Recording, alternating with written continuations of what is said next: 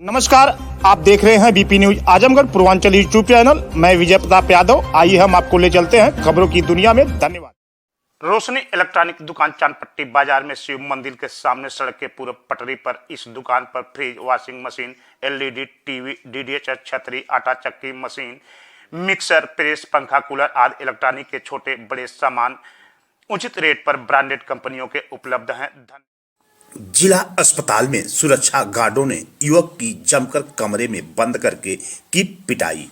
युवक पहुंचा एसपी दरबार, लिखित प्रार्थना पत्र नामजद देकर लगाई न्याय की गुहार।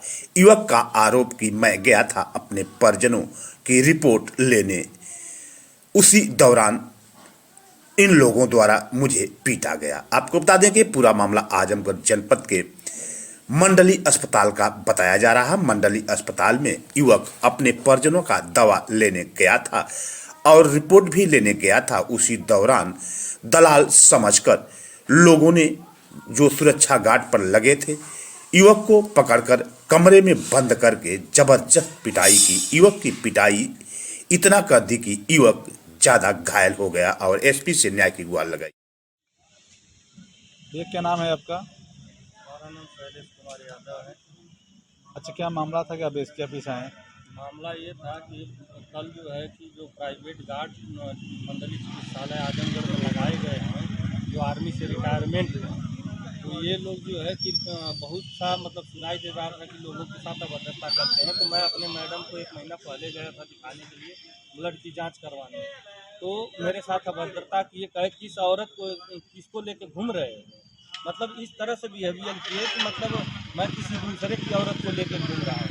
तो मैं कहा कि सर आप इन्हीं से पूछ लीजिए कि मैं किस औरत को लेकर घूम रहा हूँ। तो हमारी मैडम बोली कि नहीं, ये हमारे हस्बैंड हैं और कौन है, हम दूसरे के साथ घूमेंगे। तो फिर इसके बाद हम कहें कि भाई ठीक है, इनकी ड्यूटी है, अपना ड्यूटी कर रहे हैं। लेकिन कल मैं जो है कि मेरे गांव के कोटेदार जो हैं, उनके लड़के का एक्सरे 5 तारीख को हुआ था और वह एक्सरे लेने के लिए, जिसे गार्ड ही ने कहा कि आप आज नहीं मिलेगा, आपको लेट हो गया है, आप चले जाइए, कल जो है किसी को पर्चा लेके भेज दीजिएगा, मिल जाएगा। मैं कहा वहाँ गार्ड अभद्रता करते हैं, मैं नहीं जाऊँगा। तो कहे नहीं, वो गार्ड बोले हैं कि आप जाइएंगे तो जो है कि वो दे देंगे। लेकिन उसके बाद वहाँ जाने के बाद मुझसे कहे क्या करने आए हो यहाँ? मैं कहा मैं एक्सरे लेने आया हूँ। और 26 नंबर कमरा के सामने ये सब मेरे साथ बदतमीजी कहे कि ये बहुत बदतमीजी करता है। और उस दिन मेरी वाइफ थी और मुझसे कुछ नहीं कहे आज जाओ, तुम्हारी औरत है, आज नहीं कुछ बोल रहा हूँ, दूसरे दिन किसी दिन मिलोगे तो बताऊँगा। ये बात कौन कहा भैया? ये अखिलेश सिंह जो गार्ड हैं वो कहा था। तो फिर इसके बाद ये सब जो है कि मैं जब एक्सरे लेके गया, मैं पीछे नहीं देख रहा हूँ, ये सब पीछे पीछे मतलब 6-7 गार्ड जो थे एक ग्रुप बना के आए। अगर आप लोग चाहें, प्रशासन चाहे तो सीसीटीवी फुटेज वहाँ चेक कर सकता है। गार्ड की ड्यूटी अलग अलग चेंबर के लिए लगी होगी या गेट के लगी होगी, लेकिन एक साथ गार्ड का क्या करने लगे? तो ये नीति बना के हमको मारने के लिए, और हमको बाहर भी मारे और अंदर लेके गए। हमारा जो है कि मोबाइल छीने, पैसा छीने और हमसे कहे इसमें कौन कौन थे? इसमें अखिलेश सिंह करके हैं, एक जो है कि कौन बहादुर करके हैं, और एक जो है कि भीम सिंह है, और एक डीएन यादव करके, मतलब मैं नेम प्लेट बहुत ज़्यादा नहीं पढ़ पाया लोगों का।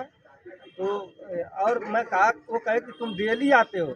मैं कहा सीसीटीवी फुटेज चेक कर लीजिए, अगर मैं डेली आता हूँ या तो मेरे खिलाफ अगर कोई भी, अगर 10 रुपये का भी कंप्लेन हो कि कोई पेशेंट का हो कि किसी से मतलब 10 रुपया लिए हों, मैं सोशल वर्कर हूँ। मेरे पास जो है कि बहुत लोगों का फ़ोन आता है, कहते हैं ये काम कर दीजिए। अभी हमारे संगठन के रामदवर जी हैं, वो कहे कि हमारी औरत को दिखाना। मैं कहा गार्ड सब अभद्रता करते हैं और मुझको किसी दिन बेइज्जत कर देंगे, मैं इसलिए हॉस्पिटल नहीं जाता था। लेकिन उस दिन मैं गया, बस वही मैं कहा कि ये एक्सरे लेना है, एक्सरे लेके मैं चला आऊँगा। लेकिन उसके बाद भी मुझसे उलझ के और वो टारगेट करके मुझे मार दिए। और ये 1 बजे के बाद की घटना है। और इसके बाद मैं गया थाने पे, कोतवाली पे, चौकी पे गया, तो चौकी पे बोले कि आप जाइए कोतवाली आया, एप्लीकेशन दिया, तो बोले वहाँ से एक दरोगा जी को भेजे। वो बुलाए थे 9 बजे सुबह में, मैं 9 बजे आया हूँ।